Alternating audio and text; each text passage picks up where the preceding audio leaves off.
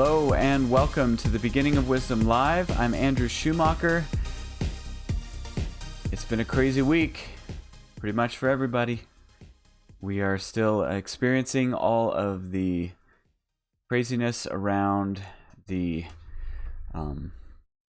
just being locked down and all that stuff. And they do have all that stuff going on here in Idaho as well. But tonight we are not really talking about that. Tonight we are talking about the Transfiguration and how it relates to the resurrection. This Sunday is Easter Sunday, and I'm very excited about that. And it's, we celebrate the resurrection every Sunday. It's why the church from the very beginning met on Sundays and did that, because that's when Jesus was resurrected. And they felt that was just, it was good to commemorate that every week in the day that they met. And so this Sunday is the Sunday out of the calendar year that we set aside for resurrection. And we say to one another, He's risen, and respond, He is risen indeed. And I'm very excited for that this week. What I wanted to talk about this week was actually something a little bit different. As the title says of this episode, we're going to be talking about the Transfiguration. Now, the Transfiguration does not happen in the Holy Week, the last week before the crucifixion. It doesn't happen just in the days leading up or anything like that. You'll find it pretty much kind of in the middle of the Gospels where it appears. But there are some things about it that are very powerful, and if you realize them as you're reading it, it's a big deal. One thing that I always kind of lament when I hear someone talk about or exegete a passage or maybe preach on a passage about, from the Gospels, is that they'll take one story and they'll talk about it kind of by itself. And there's certainly value in what's going on in the individual stories, but there's also value in seeing how they really fit together, one with another. And what you may not know, but you may know, is that the crucifixion and the Transfiguration story falls within a series of stories where the sequence is the same in all three synoptic gospels where it appears.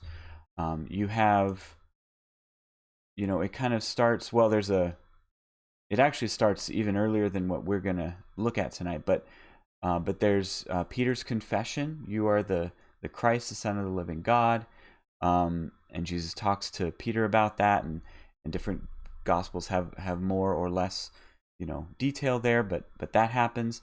Then Jesus predicts his death and resurrection, and then Jesus says, you're going to need to take up your cross and follow me. He talks about, so I'm going to be crucified, but raised from the dead, but you need to take your cross, you need to be ready to die.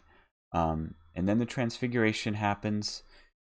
And then after the Transfiguration, all three Gospels, once again, they came to a crowd, and there's a demon-possessed boy that Jesus heals, followed by a second prediction of his death and resurrection.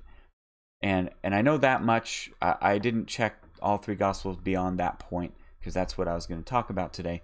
I think it might be the same even after that. But what I'm going to do to kind of kick things off is actually start by going through this particular section.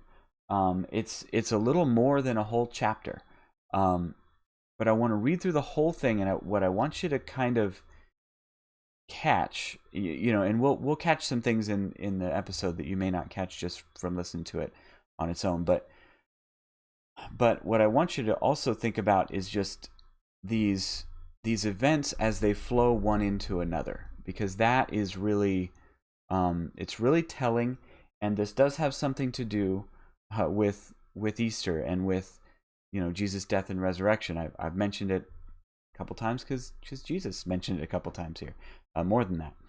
But let's go ahead, and I'm going to go ahead and pull up the text here. So we're going to look starting at Matthew 16, verse 13. And the first thing I'm going to do is just going to read this whole thing, and I hope that it really blesses you. This is the Word of God. Now, when Jesus came to the region of Caesarea Philippi, he began asking his disciples, saying, "Who do people say that the Son of Man is?" And they said, "Some say John the Baptist, but others Elijah, and others Jeremiah or one of the prophets." He said to them, "But who do you say that I am?" And Simon Peter answered and said, "You are the Christ, the Son of the living God." And Jesus answered and said to him, "Blessed are you, Simon, son of Jonah, because flesh and blood did not reveal this to you, but my Father who is in heaven. And I also say to you that you are Peter, and on this rock I will build my church, and the gates of Hades will not overpower it.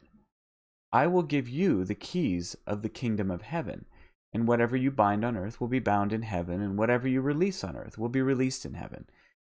Then he commanded the disciples that they should tell no one that he was the Christ.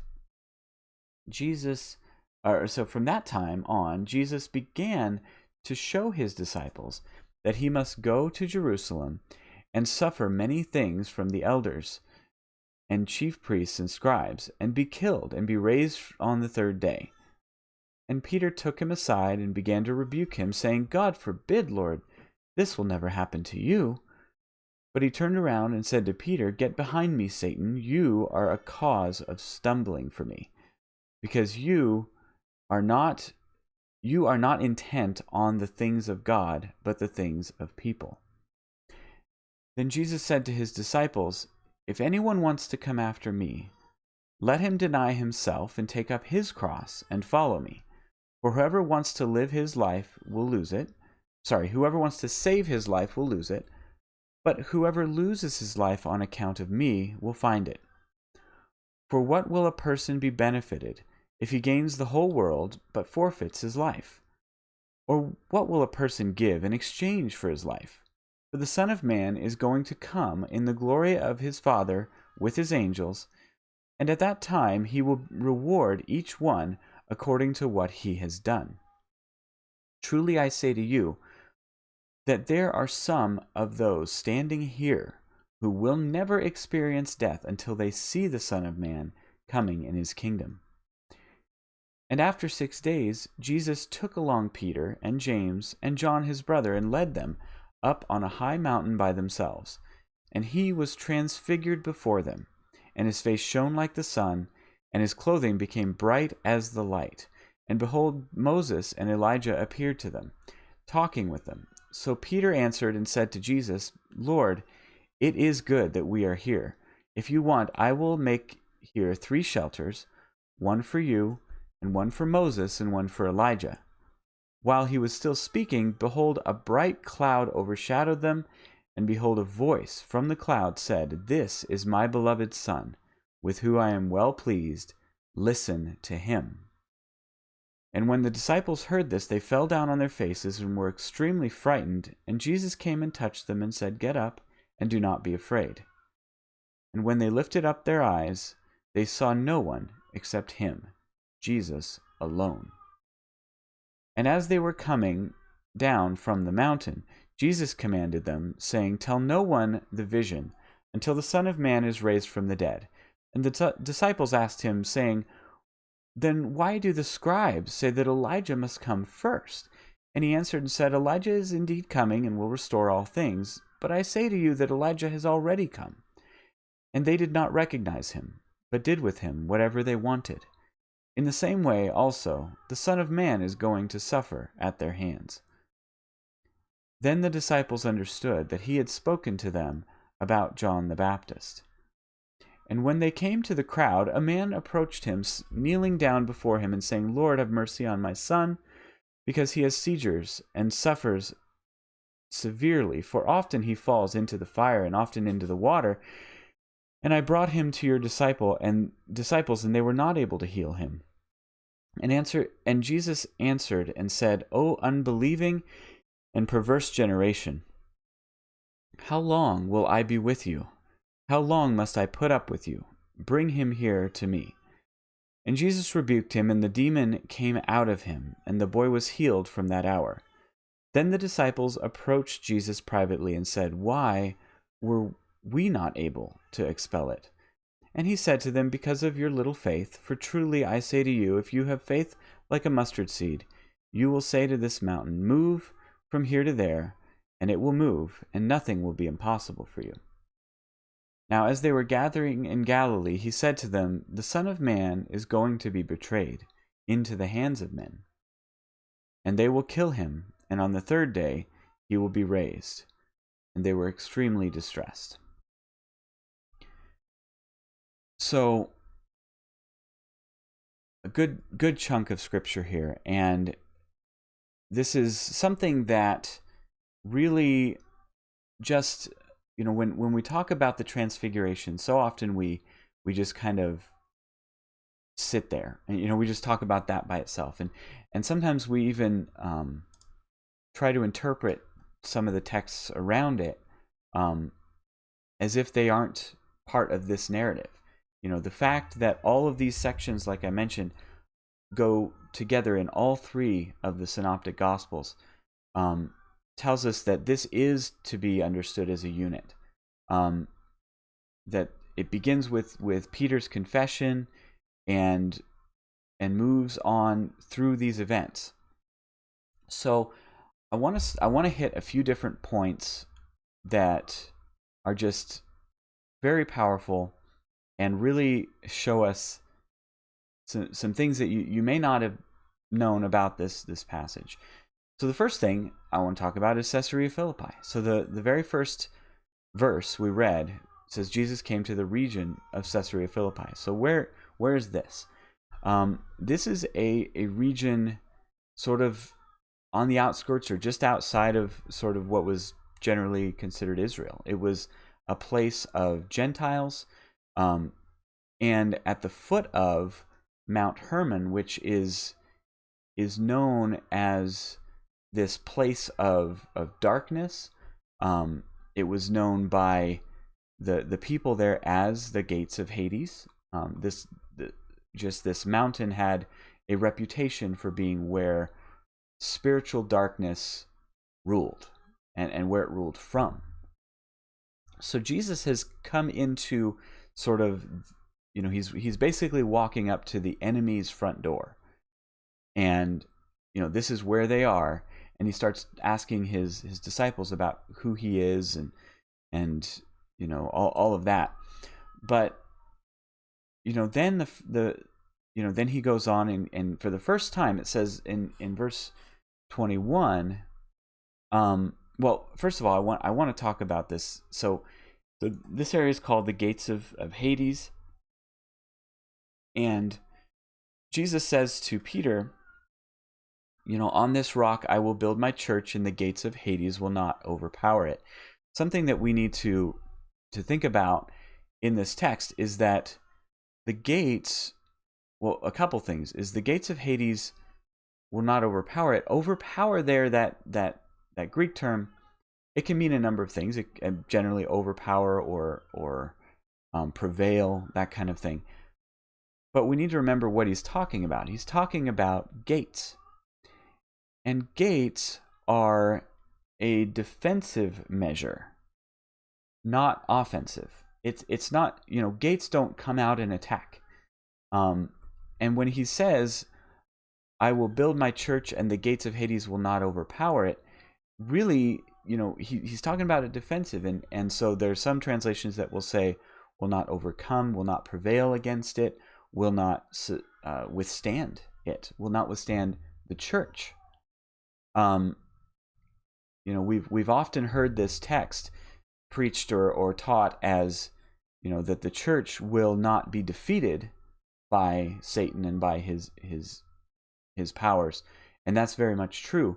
But he can say that a number of ways. But when he's talking about the gates and standing in a place, that had that nickname, that's where he was. It's like this evil place, this place of darkness will not be able to withstand my church. And that's pretty amazing. Now it says at the very next section, it says he began at this time to predict his death. So, this is the time, partway through his ministry, where Jesus begins to tell his disciples, look, here's what's going to happen. I'm going to be crucified. I'm going to die. I'm going to come back in 3 days. Like, he says it all very, very plainly in this passage. And it's amazing that, you have this sort of lack of faith. We see it, it's after the resurrection that really the disciples have a strong sense of, like, Jesus is the King of Kings and Lord of Lords, like, no question about it. But Jesus himself has told them so very plainly. And this is the time when he does it.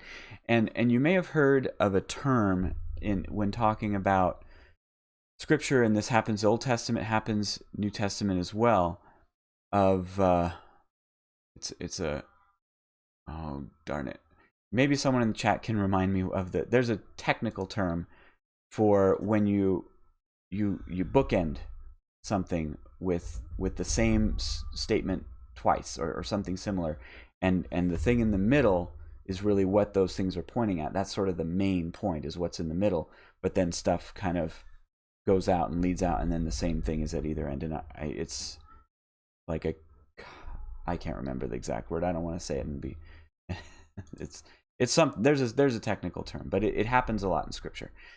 And it happens here with this statement about Jesus' death and resurrection. He says, look, I'm telling you now, I will be killed, raised on the third day. So killed, but that's not it. Raised on the third day. And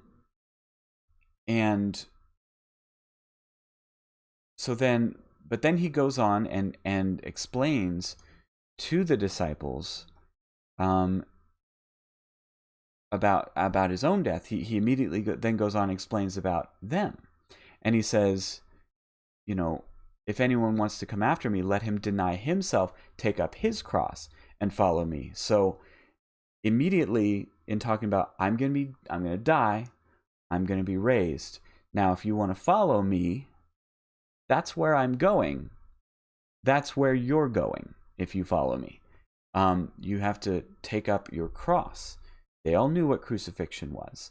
This wasn't a, just a sort of esoteric phrase for the disciples. This was a clear statement about, you must take up, because they knew that that's how it worked. That if you get crucified, you drag your own cross to the place, and then you get crucified on it. So when he says take up your cross, it means go to your death. But this is literally in the text. It's like 2 sentences after saying, that I will be raised. Now, and he follows this up saying, whoever wants to save his life will lose it, but whoever loses his life on account of me will find it. So this is the promise that by doing this, by following in Jesus' footsteps to our own cross, to our own death, we will find true life. Now, what's interesting, so he's talking a lot about death. What will a person be benefited if he gains the whole world but forfeits his life? What will he give in exchange for his life? But then he says he finishes this talk about death, death, death. We're all going to die. He says, truly I say to you that there are some of those standing here who will never experience death until they see the Son of Man coming in his kingdom. I think this is one of those statements that, again, a lot of people they really struggle with, and they needn't struggle with it because it's very, very straightforward. This is not the same statement he says in Matthew 24 about, that this generation will not pass before, the Son of Man comes. It's similar. Obviously, there's a similarity, but he says, he doesn't use the word generation here. He says there are some of those standing here. So he's talking to a group, and some of these people standing here will not taste death until they see the Son of Man coming in his kingdom. And that's huge. If you have a theology that says the kingdom of God, this Jesus coming in his kingdom is something that is only yet future. The future kingdom is Jesus coming later, his return. That's when he will come in his kingdom. I'm sorry, but Jesus is saying here, you're going to see it. So there's some sense in which it is going to happen right now for some people living right there. And what is the very next verse? The very next verse is 17:1. After 6 days, Jesus took along Peter, James, and John and led them up on a high mountain, and he was transfigured before them, and his face shone like the sun, his clothing became bright as the light.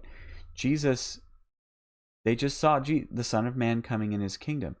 And this phrase, Son of Man, and talking about a kingdom, the language there is certain. It's not on accident either. Now, Son of Man is like Jesus' favorite way to refer to himself, as the Son of Man, the Son of Man, the Son of Man. It's a phrase that comes from the Old Testament, and in the vernacular, so to speak, of the Old Testament, of Hebrew, son of something just means, it's talking about the nature or an attribute of that someone. So it talks about sons of singers. It means they're singers, Sons of the prophets. Well, it just means prophets. Son of Man literally just means human one.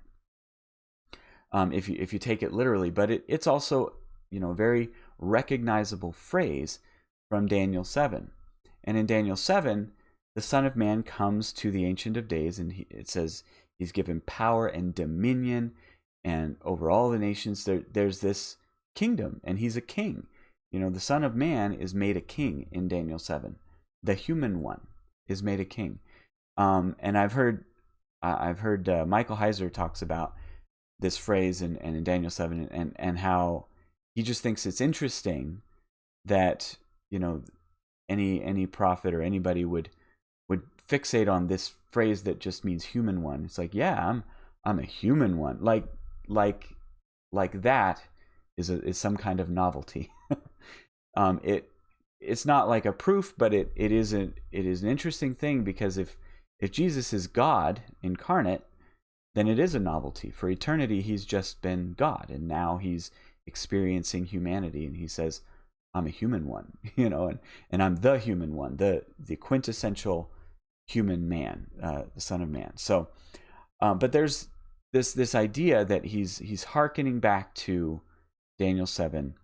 He says, you'll see the Son of Man coming in his kingdom.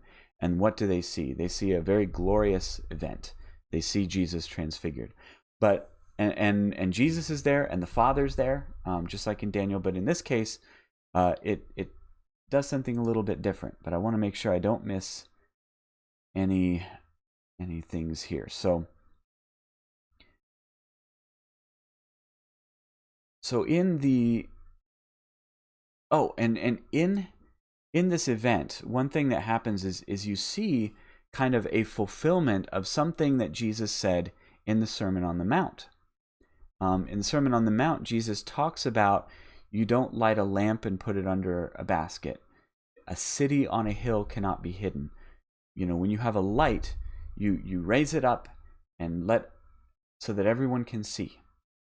And here we have Jesus. He goes up on the mountain, almost certainly Mount Hermon, this mountain of darkness. And he goes up there on the mountain, and it says his face shone like the sun, his clothing became bright as the light. Jesus puts on a light show with his body. It just becomes this huge light. A cloud comes down, a bright cloud, envelops them all, and they hear the Father. So I definitely believe that what you have going on here, Jesus has told them about let their light shine before men, but now he's going up on a mountain and shining as bright as the sun. So this is not. It's interesting because there's only these three men here, but we're going to talk a little bit more about why he might be doing something that cannot be hidden. If you take the parallel with the Sermon on the Mount. Now, who appears? So the Father speaks. We'll talk about that. But who appears is Moses and Elijah. And just some little snippets to talk about there is when Moses and Elijah appear, that is telling us it's telling us some things. Number one is it tells us that there's life after death. that Moses and Elijah didn't cease to exist when they died and were buried and went to Sheol. They didn't stop existing. They're brought to this place by God, by Christ, and they and they converse. We don't really hear anything that Moses or Elijah say. We don't get that. But they're there and they're recognizable to Peter and at least to Peter. He says, "Let us make the three shelters," and all of that. But so first of all, it just kind of and I'm sure there's always ways to try to talk yourself out of believing the scriptures if you have a doctrine you want to promote. But the scriptures just say, hey, look, there's Moses, there's Elijah, they're here, and but they don't speak. We don't. I mean, it says they were talking with Christ, but we don't hear anything they actually said. And then the Father shows up in the cloud, says, "This is my beloved Son, with whom I'm well pleased. Listen to him." Now, many scholars and interpreters see Moses and Elijah as, why Moses and Elijah? Why these two specifically? And they see it because the Jews generally saw Moses and Elijah as sort of the greatest of, in a sense, the greatest of the prophets, but especially, considering the scriptures, you have Moses who gave the law of Moses, and then Elijah is considered one of the greatest of the prophets, and he sort of represents the prophets. So in a way, Moses and Elijah are representing the scriptures that they had, the law and the prophets. And they don't speak. They give way to Jesus, and they give way to the Father. The Father speaks, and what does he say? So he says the same thing he said at Jesus' baptism. This is my beloved Son, with whom I'm well pleased. But then he adds, listen to him. Or we might emphasize, listen to him. And when the disciples heard this, they fell on their faces, extremely frightened. Jesus touched them and said, "Get up and do not be afraid." When they lifted up their eyes, they saw no one except him, Jesus alone. So Jesus is left. So first they have Moses representing the law, Elijah representing the prophets, and Jesus all together. They're all affirmed. They're all, God's people, God's representatives, God's messengers. But then God says, "Listen to my Son," and then the law and the prophets are not there anymore. Now, I don't think that God is saying that's not scripture anymore or anything so drastic. But he's saying that this is my final, really my final revelation to man in this world. And we have this same thing said in Hebrews, where it says, in many times, various ways, God spoke through the prophets. So to man, he used the means of the prophets to speak to man. But in these last days, he has spoken to us through his Son. So now we have, Jesus is the, no longer do we have these prophetic human representatives, because we have Christ. Christ has taken their place. That's why we don't have I don't believe we have prophets today. Not in that sense. Not in the sense of this. These are people who God gives them special revelation that they speak to God's people. We have the scriptures. And that has come because Christ, through His revelation to the apostles, has completed that. But there's this changing of the guard that we, you used to have Moses and the prophets. Now you have Christ. So, and this is really the end of the scene as far as what occurs on the mountain. And then they come down the mountain, and Jesus says to them, tell no one of the vision until the Son of Man is raised from the dead. So once again, this reference to His resurrection. He brings it up again right there in the middle. They're being raised from the dead, and then He talks about being made to suffer like John the Baptist did, who came in the spirit and power of Elijah. All of this that happened, and then now before I get to the demon possessed boy, I want to point something else out here. So, what's really going on here? Why is Jesus doing this in this place? Why is He at Caesarea Philippi? Why is He on this mountain shining a light that cannot be hidden in Himself, that He Himself is this light that cannot, that is not hidden? Right at the footsteps of, or really up on the mountain, he's in the heart of enemy territory, spiritually speaking. I think it's because Jesus is picking a fight.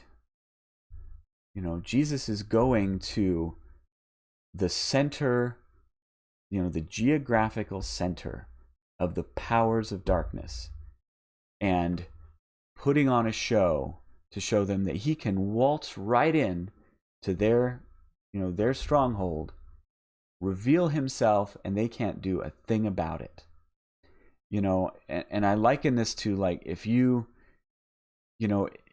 if someone were to walk up to the mansion of a mob boss and just start, shooting it with paintballs or just throwing eggs at the place, just defacing it and saying, I dare you to do anything about what I'm doing right now. And Jesus puts on this amazing display. And then they come down the mountain. And what's the first thing? The first thing that happens next. The first thing is that He comes to the crowd, and a man comes and says, have mercy on my son. He's possessed, by a demon. And Jesus rebuked him, and the demon came out of him, and the boy that was healed from that hour. And it's like, so Jesus puts on this display, which is very, provoking. He's taunting the powers of darkness here. And then as He comes down the mountain, he just snatches one of the this boy that has been owned by these powers of darkness, just snatches him away from him, and demonstrates in a practical way what He just did in a very, in a sort of, he put on a show that showed power, and then He did something practical that showed that power is real, and they can't stop Him from taking back anyone that He wants to from their grasp. And Jesus goes on to say, if you have faith like a mustard seed, you will say to the mountain, move from where it is, and it will move. So, nothing will be impossible for you. He's just demonstrated, look, you're connected to me.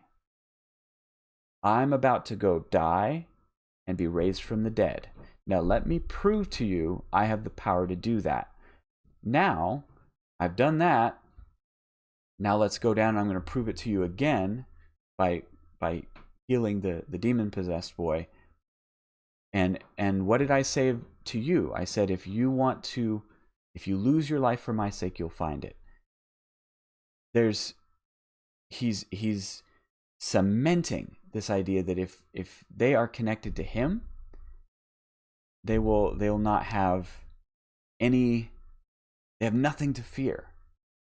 They know where they are. They're in the heart of the powers of darkness, and Jesus just stomped on all of their their whatever their flower beds or whatever. I don't think the power of darkness would have flower beds, but you know what I'm saying? I mean, Jesus completely taunts them. And he goes on and says again, and completes this section, the Son of Man is going to be betrayed into the hands of men. They will kill him, and on the third day he will be raised. And they were extremely distressed. So you just see, and Jesus said, your little faith, he understands the disciples aren't really there yet, but he's just said repeatedly what he's going to do. And you have to realize at this point, the powers of darkness are just really just as confused, because this is really where Jesus is making it clear, making his own presence clear to them, so that what can happen later happens later. And we know that and I believe that we can make that connection because, again, the whole section is peppered with these references to his death and resurrection. Like, that's what this is all about, on one level is, I'm doing all this and I'm telling you about the death and resurrection, because when it happens, I want you to remember now, that I told you this now, and what happened at this time, that I was able to go and display myself and taunt the powers of darkness, and to go and take this demon-possessed boy. Yeah, you can't have him anymore. I'll just take him now. That kind of stuff. And in the midst of that, just peppering that with, I'm going to be killed. I'm going to come back from the dead. And apparently the powers of darkness are not, they're very clever. They have their schemes, but they just can't apparently believe what Jesus says about coming back from the dead.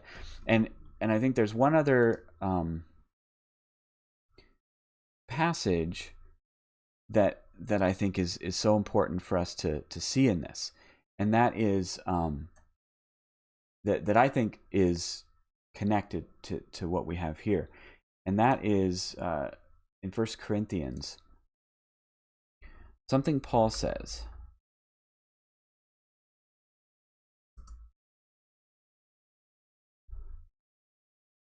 And he's talking about Christ and about what happened here. He says, starting here in verse 6, he says, "Now we do speak wisdom among the mature, but wisdom not of this age or of the rulers of this age who are perishing. But we speak the hidden wisdom of God in a mystery, which God predestined before the ages for our glory, which none of the rulers of this age knew. For if they had known it, they would not have crucified the Lord of glory." I don't believe that Paul is talking here about human rulers. When Paul uses this language, he talks about principalities, powers, dominions, authorities. He uses these terms to talk about spiritual rulers, spiritual authorities. And it wouldn't really make sense when he's talking about, the wisdom from God and the mystery that Jesus would, conquer death and all this stuff. If the human rulers had known this, they wouldn't have crucified Jesus. Well, it just doesn't seem to fit their motives. I mean, if they had really known that, they would have been believers and followers of Jesus. So there's a sense in which that could be true.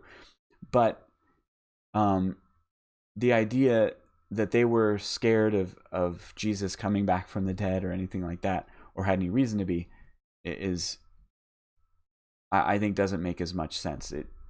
What Paul is talking about here is that there are rulers spiritual rulers who, if they understood what Jesus had been saying, they misunderstood just as the disciples misunderstood, that he was going to come back, and when he did that, he would do so in glory, in power, in his kingdom, and that this moment of his crucifixion, that the powers of darkness thought was their greatest victory, was the moment, the decisive moment of their defeat. That's how they lost, was they crucified him. And it's a powerful irony, but it's not a completely unforeshadowed irony in a sense, because the truth is, we see this irony foreshadowed in the law and in the sacrificial law.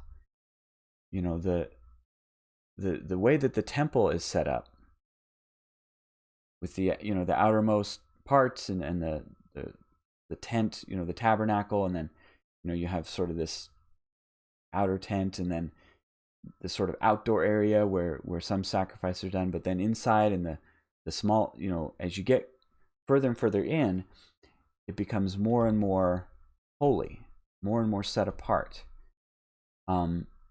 You have to be more and more cleansed to be there, and in the Holy of Holies, the most holy place, could only be entered, once a year by the high priest, and not without blood, after he's, undergone all of his purification, and everything that he's had to do. The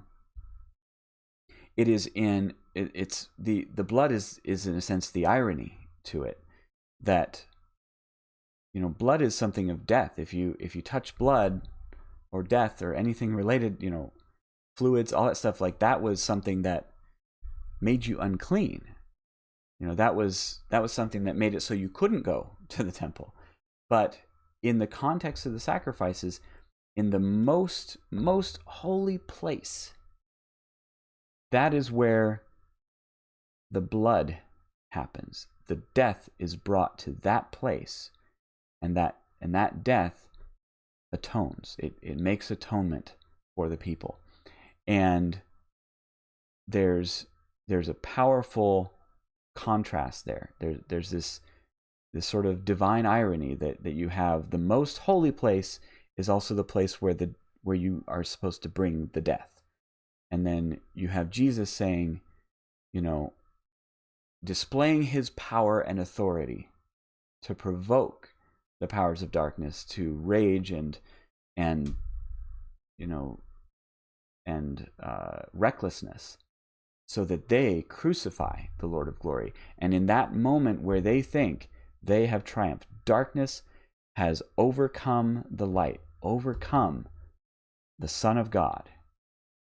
It's that very moment and that very decision they made that was foreordained by God from eternity that would cause them to know defeat, that they would know their ultimate defeat because of it. So, and that ultimate defeat would be displayed on the third day when Jesus is resurrected. This Sunday is Resurrection Sunday, Easter Sunday. We remember Jesus conquering death. We remember that he's done this, and what he goes on to do. And I guess I want to let you guys know, if anyone who's here, it's good to see you guys. Good to see you, Misty, Dustin, Alana, Lois. Good to see you guys. If you have any questions, doesn't have to be about this passage. We'll still do a Q&A tonight if you have things that you wanted to discuss. But yeah, that's I just thought something that I hope would bless you and help you think about this coming day of remembering the highest point, the lowest and highest point all happened together in the history of the world, and how everything everything in our world has been defined by that. And there's no question about it. And it will continue to be. Jesus is still on his throne. His kingdom is still going out into the world, and we have nothing to fear. So let me go ahead and check to see if we have any questions here tonight, and feel free to throw something in there if you haven't already. Okay, looks like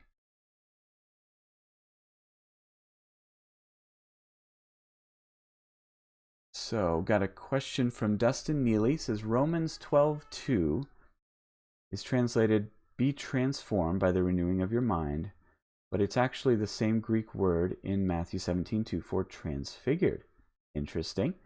Your thoughts? Well, I'm not surprised, but I'm also I wasn't aware. I don't have you remember, you learn certain things and you don't learn all of them, and I don't read Greek yet. I know how to work with the Greek a little bit, but I can't just pick it up and read it.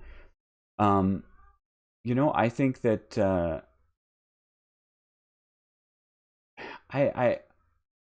I don't know that we should. I mean, obviously it's different.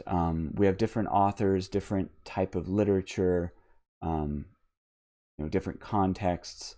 So I would hesitate to say, we should see something similar or draw any hard parallels just because we have the same word. I think that what we see in the Transfiguration is not when it says being transformed by the renewing of your mind. I do believe that is our sanctification. That is a real and lasting change in who we are from sinful man to something more and more conformed to the image of Christ. Whereas I think the Transfiguration is not like that. It's not Jesus being transformed into something new. It's really just a sort of a revealing. What they could see was transformed. Jesus always was that glorious, but that glory was veiled. That glory was hidden in him taking the form of a servant, being found in appearance as a man.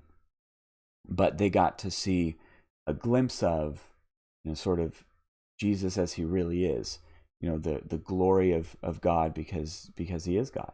I do believe that that's what's going on there in the passage. So I think it's interesting that it's a parallel, or that it's the same word, but I don't think it's the same, I guess, concept, if that makes sense. See if we got anything else coming in.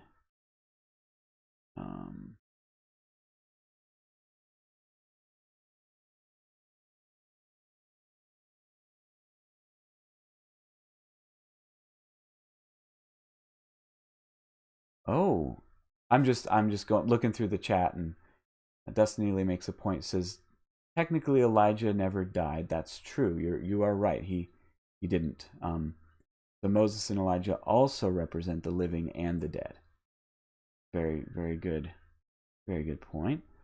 I think that's pretty cool.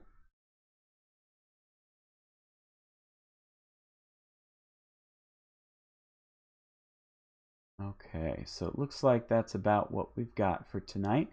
So just want to say God bless you guys. Pray you just keep safe, be wise in everything you do. This is a time really where there's a lot of debate and things going on within the church about what is sorry, I got one more question. Dustin Neely asks, what is the light, or was the light of Transfiguration a created or uncreated light? That's a good question. I mean, I feel like I see it as something, revealing his his deity in some sense, but but I don't know that that specific. But anyway, I pray you guys would be safe, be wise. I know some churches are still meeting and just keeping, things very sanitized and spread out and all of that. And some are doing it, the online thing, just whatever you do, I pray that you would obey God and not man, but that you would also be very wise in what you do, and understand that God, He's given us a brain to have wisdom, but also a mission in the world. And so I will go ahead and leave it at that. And thank you guys for coming. And I look forward to seeing you next week. So we'll see you then.